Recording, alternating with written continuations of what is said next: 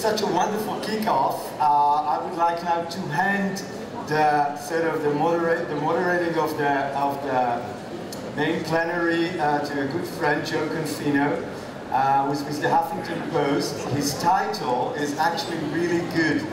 He's the executive editor, listen carefully, of Impact, Innovation, and What's Working, which in Hebrew is Tachlis. So, so Joe, a real sort of concrete work. I'll stay on the floor and sort of, you know, intervene whenever I feel kind of free. So thanks very much. Can everyone hear me? Yes, great. Just before, I just want to mention something about Virginie, because I've got to know her in the last few months, and one of the things I think that comes to the heart of sustainability is that what she does is she embodies sustainability. And I think that the whole point about sustainability and innovation is you have to embody it. You can't create it in your mind, you can't just use the words. It's something that you feel inside, and she talked about the journey of seeing the inconvenient truth and how that fundamentally changed her view of the world.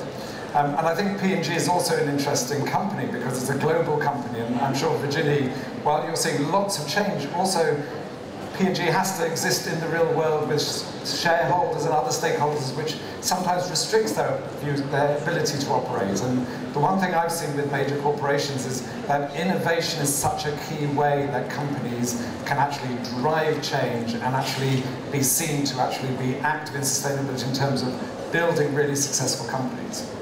Anyway, I've got 3 guests I'm going to interview, so I'm going to, first of all, invite Professor Eyal Shimoni, who's CTO of the Strauss Food Group, to come up on stage, please.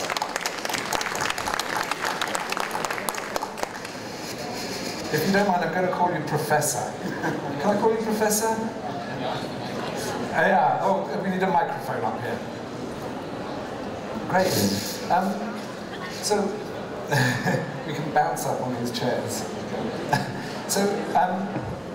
What I want to do is talk to Eyal about food technology, because we all know about technology, but then it's how it's associated with food. So before we start, I just want you to explain what is food technology, so people actually really understand what you're talking about. When we define food tech, it's about what technology is doing for food industry. And if you look at the food supply chain, it goes from farm to fork. So it's not only the product, the ingredient, it's the complete supply chain. It's the agriculture, it's the analytics around it, it's the machinery, it's the wastewater and the energy that you use to provide the food, it's the packaging material. We have just seen a very interesting example before. So when we say food tech, it is really covering the whole, I would say, technological envelope that enables you to take something from the field, convert it efficiently, deliver it to the home of the consumer. Right, and we saw the minister earlier talk about Israel being this extraordinary sort of emerging sort of tech world, but also startup world. Is that really true in your industry, and how is that showing itself? Well, if you define, there's a food tech around here. Are you hearing? No? Okay, good. If you look at the industry, and if you look at technology from the very narrow perspective of this is the product, the ingredient, then you might be limited in the technology you can access in the same location. But if you think of an Israel as a powerhouse of ecosystems of innovation over generations, starting from agtech and defense industries, the basic necessities of a country like ours, and then comes the high-tech and the biotech and the clean tech and the biomed and all the techs that you might expect. And then you think of what these technologies can do for the food industry. So you can think of stuff like deep learning robotics that is enabling fast treatment of food in supply chain, reducing the energy that you use, more efficient, more safe, and it comes from a completely different technological arena. So this is why for us as an industry, not just as a food product manufacturer, but as an industry, the Israeli innovative arena is an amazing place for food tech. We're here to talk about innovation for the good life. So where's food technology actually driving a better life? So what is it doing? Is it about new health products? Is it about nutrition? Is it just about environmental concerns? So at the very best, what can it be? I think, again, it's the way you look at it. I think when you say CSR and people talking about CSR around it, and CSR is not a particular thing that you do, is the way you do things. So when you look at technology and food tech, for us, this better life and good life is about whether how we source from agriculture, do we make the most of the land that we use in our crops, the way we handle and the way we cut food waste through completely digitized and connected supply chain. If it is about should employees on the 21st century carry stuff, manually, or we can replace and put robots and the employees will do something which is more sophisticated, more enjoyable with their life. So it's a really 360, and obviously the product. So it's a really 360 approach.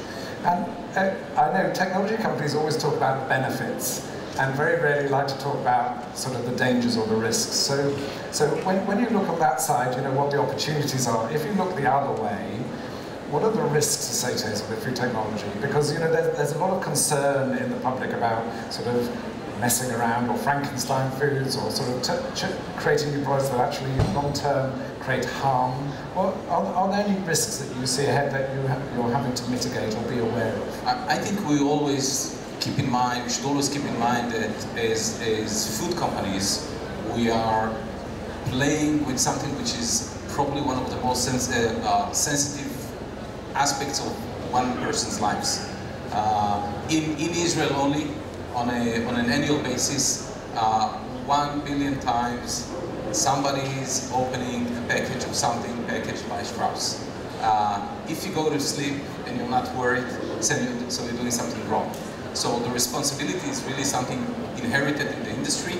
I think it's also the way we communicate technology to the public, which is also a major issue. But when it comes to better efficiency, less food waste, less usage of energy, recyclable packaging, it's a win-win situation. Sure. But what about in terms of, you're creating sort of new products for health, aren't you? You're sort of using sort of technology to extract elements from new plants like pineapples and various others. So talk a bit about the health of the actual food products you use. I can split the U into two U's. Okay, there's U Strauss and the U the industry. In Strauss we have this slogan saying creating wonders out of basics. And we really believe that the ultimate goal of making a food product is really to take the very basic ingredients and turn them into a wholesome product. So if you look at our company, it's either milk, or it could be chocolate, or it could be coffee, and it could be having water accessible to people.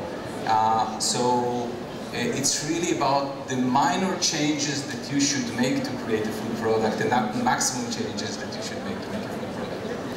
When you look at sort of Israel, and then we'll talk a bit more about Strauss, but Israel as a whole, what is the opportunity you're seeing here? In terms of if there's a real investment of time and energy and money in the sector, what's the possibility? I think the possibilities are coast to coast. If you look at the innovation community, I mean, the energy is there. And since, as I said, when you look at technology and what it can do for the food industry, there's so many technological origins that you can draw technology to the food industry, so it is basically all around. So if there are incubators dealing with ag tech, there are opportunities there. If there's incubator focused about food tech, there's opportunities there. If it's technologies coming from the military industry, I'll give you one example, which is hyperspectral and thermal cameras, which is like, sorry for the words. And when you use these systems to simply look whether your packages are perfectly sealed and no contaminant can come in. We've initiated about 7 years ago an initiative called Alpha Strauss. The idea was that the world is really flat, and everybody knows that the kid in the jeans and a t-shirt can be the next Mark Zuckerberg, and you might step into your office and you wouldn't really know that this is the guy. So you better treat him as such for the first moment. So we started working with startups, entrepreneurs in an open platform that look at it as a community. And a community is about everybody's equal, everybody is also giving something, not only taking something, and you can collaborate not only with the startup, you can collaborate with investors, you can collaborate with your competitors, you can collaborate with any other entity that may create a benefit. And the principle was basically, let's invite a startup to innovate with us, and not always for the benefit of Strauss. So the idea of the community was to expand it also and share it with our competitors and with foreign and global companies. We've initiated a technological incubator later, 2015, and the whole idea is really to nurture the ecosystem, knowing that a single company like Strauss is simply not big enough to hold on its back and to nurture the whole ecosystem. So this idea of sharing and looking 360 and how you do collaboration with startups and also bring other companies from abroad is really critical to create an ecosystem that can make a change. And what's the biggest challenge? Because it sounds wonderful. It's all these startups, and they come in and you support them and they create change. But obviously the world is complex, and a lot of these people will believe absolutely in a product, want to do it their way. It's very hard sometimes to build collaboration. What do you find are the biggest challenges with a big company working with these startups? I think it comes to one word, which is trust. It's the trust of the startup that you as a corporate will not bite his throat, which is kind of a common thing to do. It's the trust of your management and your owners that this is the right thing to do. It's the trust of your competitors when you send them a startup and you say, hey, this startup is not interesting for me, it might be interesting for you. And my competitors look at us and say, oh, you're crazy, you're nuts. And said, no, he will get to you anyway, so why don't we do it for him? So it's all about trust. So, and also generosity. It's generosity of seeing the world differently from the past. You know, you can look at it, I usually try to avoid looking at it from the flowers and butterflies kind of perspective. And I'd like to think that this is really simply the right way and the new way to do good business. And I think if we look at it from this perspective, this would be probably the most sustainable perspective. Eyal, thank you very much. Thank you. Okay, well, we're doing a quick fire interview, so now I'd like to invite up Michelle van der Bell, who's the Corporate Vice President of Europe, Middle East and Africa from Microsoft.